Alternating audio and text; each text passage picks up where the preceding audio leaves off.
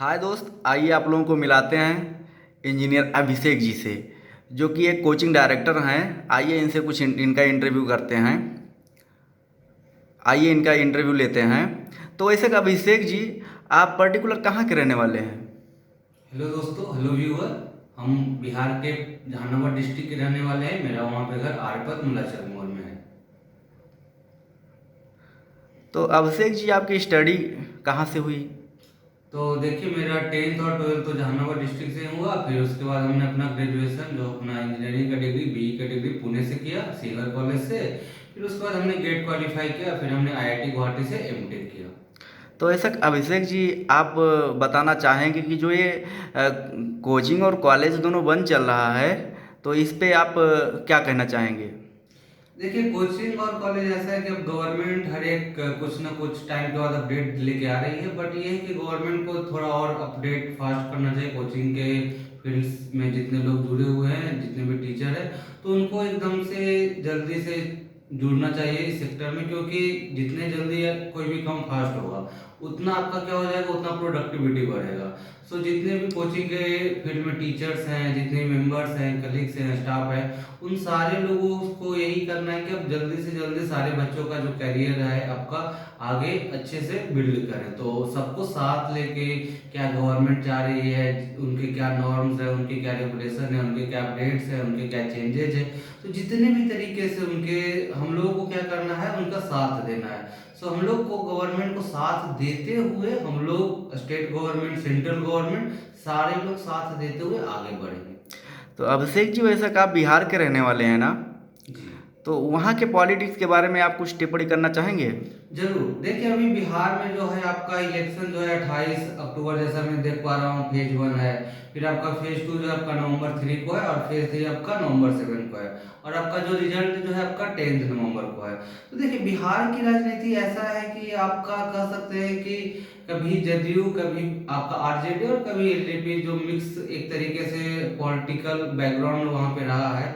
क्योंकि वहाँ पे जो असेंबली इलेक्शन होते हैं, वहाँ पे रीजनल इशू काफी हावी होते हैं। मतलब कि वहाँ पे जो रहेंगे आपका बेरोजगारी, लालू ने 15 सालों में कुछ नहीं किया, लोग नीतीश सरकार को ब्लेम करेंगे। नीतीश सरकार को ब्लेम क्यों करेंगे? क्योंकि वो भी बोल रहे कि आपको भी 15 साल हमने दिया, तो आपने कौन सा बेरोजगारी यानी अनएम्प्लॉयमेंट को आपने खत्म किया। तो देखिए, रीजन क्या होता है, कभी भी किसी भी स्टेट आपका इलेक्शन में क्या होता है कि वहां पे जो लोग रह रहे हैं, तो आपको देखना पड़ेगा कि उसका बैकग्राउंड क्या था। तो गवर्नमेंट में जब आप बैकग्राउंड पे जाइएगा, तो एक रूल आया था पहले कि कोई भी स्टेट के पास अगर मिनरल है, तो वो किसी दूसरे स्टेट में ले जाएंगे, तो वहां पे टैक्स का आपको एक्स्ट्रा टैक्स नहीं देना पड़ेगा।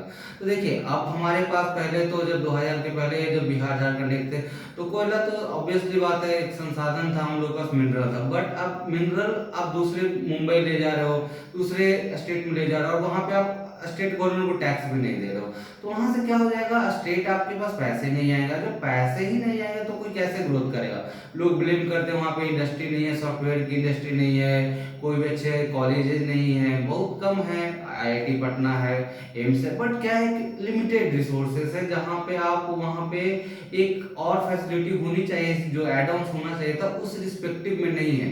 तो हम लोग क्या सोचेंगे यहाँ पे कि देखिए, कोई भी स्टेट ऐसा नहीं होता है कि आप अनडेवलप्ड है, तो वो अनडेवलप्ड के पीछे पॉलिटिकल रीजन है, उसके पीछे बहुत सारे बैकग्राउंड होते हैं। उस बैकग्राउंड में क्या क्या ड्रॉबैक है, उस ड्रॉबैक को हम लोग को क्या करना है, मिटिगेट करना है। When you mitigate such drawback, then the state and the government and their people and their citizen will get nourished and get flourish। तो वहां पे क्या होगा कि आप स्टेट गवर्नमेंट में जितने भी लोग हैं, वो स्टेट के साथ हैं। आप देखिए, इलेक्शन में आप देख रहे होंगे, हमारे डीजीपी साहब गुप्तेश्वर पांडे ने वॉलेंटरी रिजाइन लिया, वीआरएस लिया। तो अभी वहां पे वो बनारस से, बक्सर से लड़ रहे हैं। तो अभी क्या हो रहा है कि वहां पे जब अच्छे अच्छे लोग जदयू के साथ आ रहे हैं, अभी न्यूज में काफी भी हमारे मुस्लिम वर्ग के लोग और भी दूसरे वर्ग के लोग जुड़ रहे हैं जदयू के साथ। तो देखिए, जदयू में लोगों का भरोसा बहुत है, जदयू में लोगों ने देखा है विश्वास बहुत है। क्यों विश्वास बहुत है जदयू में? क्योंकि कहीं ना कहीं जो पहले का जो बैकग्राउंड था लोगों का, एक तरीके से जो एम वाई समीकरण बोलते थे लालू यादव सरकार के, M for Muslim, Y for Yadav को एक साथ ले इकट्ठे कर लो, आप जीत जाओगे। बट जदयू में जो ऐसा नहीं आया, वो एक तरीके से सेकुलर को माने और सेकुलर को मानते हुए आगे वो बढ़े। वो सेकुलर इसीलिए माने क्योंकि आपका जो सेकुलर एक कॉन्स्टिट्यूशन हम लोग का जो प्रोवाइड करता है, कॉन्स्टिट्यूशन हम लोग को बोलता है कि be the citizen having the like secular thing have to obtain by the state, by the country, by the people. तो हम लोग अगर धर्मनिरपेक्ष मानते हैं तो वो सभी जगह होने चाहिए। और हमारा जो बात है कि एक तरीके से एम्प्लॉयमेंट, तो वो जदयू जो है कहीं ना कहीं आगे आपको लेके आए। जिस समय पहले जो आरजेडी का शासनकाल आप देख लीजिए, तो वहाँ पे काफी आपका एक तरीके से जो लोग चल रहे थे वो बहुत ही एक तरीके से पॉवर्टी लाइन के नीचे चल रहा था। तो जदयू जो है आपका एक तरीके से सारे वर्गों को लेके ऊपर आया। तो हम कहेंगे कि जो भी है आपका स्टेट एक तरीके से काम कर रहे हैं, और जितने भी अच्छे अच्छे लोग हैं जदयू के साथ जुड़ रहे हैं, एलजेपी के साथ जुड़ रहे हैं, किसी भी आरजेडी के साथ भी जुड़ रहे हैं। हमें किसी भी पार्टी से मतभेद नहीं है, बट हम चाह रहे हैं कि जितनी भी पार्टियां हैं अभी कोरोना काल में सब लोग मिलके स्टेट के डेवलपमेंट के बारे में सोचे। क्योंकि देखिए कोई भी आप स्टेट में जाएंगे तो बोलेंगे कि Bihar is a BIMARU state, तो वो जो छवि बनी हुई है वो हम लोग को छवि को मिलके हटाना है। और हम लोग को मुंबई से भी अच्छा, आप किसी भी गुजरात से भी अच्छा, किसी से भी अच्छा बन के दिखाना है। तो वो कैसे होगा? जब वहां पे आप अपने भाई बंधुओं के लिए रोजगार दीजिए, भाई बंधुओं के लिए आप अच्छी से एजुकेशन दीजिए। क्योंकि when you give the good education they will get the all kind of their on potential, और जब उनमें कॉन्फिडेंस आ जाएगा, पोटेंशियल आ जाएगा, तो वो खुद ही इंडस्ट्री खड़े भी करेंगे और लोगों को रोजगार भी अभिषेक जी, अरे आप बाढ़ के बारे में कुछ कहना चाहेंगे? जी। देखिए बिहार का जैसे शोक बोला जाता है कोसी रिवर। अब देखिए क्या होता है ना, नेपाल से पानी आ गया तो होता क्या है, बाढ़ एक चुनौती है हम लोग के लिए। अगर कहीं पे पानी आ रहा है, जमा हो रहा है, तो हम लोग को क्या करना है, हम लोग को इतना ही करना है कि उसको अवसर में बदलना है। जैसे आप मोदी जी की भाषण में सुनिएगा, चुनौतियों को अवसर में कन्वर्ट करना, तो हम लोग को वही करना है। अगर वहां पे हाइड्रो इलेक्ट्रिक प्रोजेक्ट अच्छे से लगा दिया जाए, चाइना जैसे कि देखिए जितने भी तरीके के रिसोर्सेस है, we have to utilize all the resources.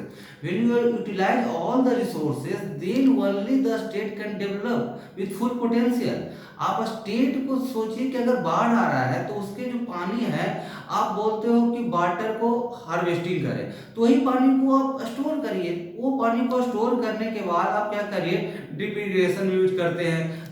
जितने स्टेट जो वाटर आज के डिफिशियंट हो चुके हैं, तमिलनाडु में आप देख लीजिए, जितने भी दूसरे स्टेट जो वाटर डिफिशियंट है, हरियाणा देख लीजिए, हम लोग क्या कर सकते हैं, वाटर रिजर्वायर बना सकते हैं। when we make such kind of good on their kind of future plan and incentive, then it will help the state and it will help the nation। so आप क्या करना है, वहां पे रिजर्वायर बनाना है। हर एक चीज का रिजर्वायर होता है, आप आलू का रिजर्वायर बनाते हो, हर एक चीज का रिजर्वायर बनाते हो, तो वाटर का भी एक ऐसा रिजर्वायर जो कि एक लार्ज स्केल में आपको स्टोर करे, और हम लोग उसको जितने भी तरीके के प्रोजेक्ट हो जिसमें वाटर का कंजम्पशन ज्यादा होता है, इलेक्ट्रिसिटी, जितने भी तरीके के आप प्रोजेक्ट में उसका कलखा आपका इंडस्ट्री में, हैप्पी इंडस्ट्री में यूज होता है, तो आप क्या करिए, उस इंडस्ट्री को आगे बढ़ाइए। उस इंडस्ट्री को हम लोग क्या करेंगे, just as a pass on. अब सही जी, ये बाढ़ प्रभावित लोगों को क्या गवर्नमेंट हेल्प करती है? जी देखिए बिल्कुल आपका क्वेश्चन लाजमी सी बात है कि क्या गवर्नमेंट, स्टेट गवर्नमेंट जितने भी इंडिया में, वो देखिए हर एक स्टेट गवर्नमेंट चाहते हैं कि हम अपने जितने भी सिटीजन हैं, पीपल हैं, लोग वहाँ के, वो जरूर उनके बेनिफिटेड हो। और ये देखिए हर जगह बाढ़ आते हैं, केरला में भी आया, बिहार में भी आया, असम में भी आते रहता है, हर एक जगह जितने भी है, तो जितने भी नेचुरल कैलेमिटीज होते हैं, तो एनडीआरएफ है, नेशनल डिजास्टर रिलीफ फोर्स, तो सब लोग काम करते हैं। बट क्या होता है ना, कितने भी आप काम कर लो, आपके घर में जब प्रॉब्लम आएगा तो आपसे अच्छा उस प्रॉब्लम को कोई नहीं जानता है, और उससे आपसे अच्छा कोई उसका समाधान भी नहीं कर सकता है। तो लोगों के मन में ये रहता है कि सरकार हम लोग को आके बचाएगा और सरकार हम लोगों को एक तरीके से इस मामले से हम लोग को रिलीफ हो जाएगा। बट हम लोग को क्या करना है, we have to give the on solution, we have to make workout our on kind of solution. और उस सॉल्यूशन में अब हमेशा स्टेट का बेनिफिट होगा और सेंटर का बेनिफिट होगा, हमारा कंट्री का बेनिफिट होगा, और जहां से हम लोग अच्छे अपना कंट्री और स्टेट को लीड कर सकते हैं। तो दोस्तों ये रहे हमारे अभिषेक जी, इनका इंटरव्यू हुआ। तो आप लोग थैंक यू सो मच दोस्तों, आप हमसे जुड़े रह सकते हैं। बिहार असेंबली इलेक्शन के बारे में हमें से कोई भी अपडेट चाहे तो हमसे कमेंट सेक्शन में पूछिए। लाइक शेयर सब्सक्राइब चैनल दोस्तों, और हमसे जुड़े